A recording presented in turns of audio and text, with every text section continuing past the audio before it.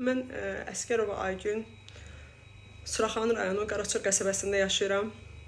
Mən ailə qurmaq adı ilə aldanmışam. Məmmədzadə Rəşvin Balağoğlu, bacısı Məmmədzadə Bikə Balağa qızı və anası Məmmədova Dünya xanım Yunis qızı tərəfindən dələduzluğa məruz qalmışam və Anar Məhərrəmov Yaqub oğlundan da şikayətçiyəm.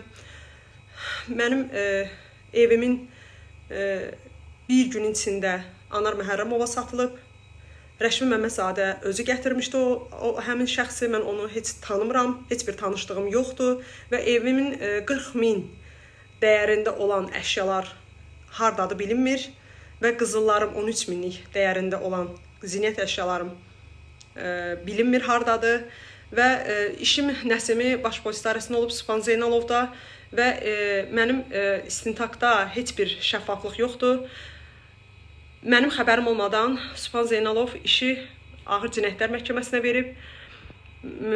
Mən orada vəkil vəsadətlər verdim məhkəməyə və prokuror protez verdi. Bütün vəsadətlərimizi təmin etmədi və indi yenidən apellyasiya şikayəti vermişik.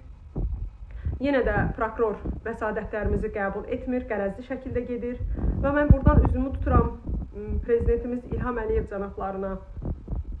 Üzümü tuturam İnam Kərimov, Mehriban xanımıza, onlardan kömək istəyirəm və mən bir uşaqla acınacaqlı vəziyyətdə qalmışam.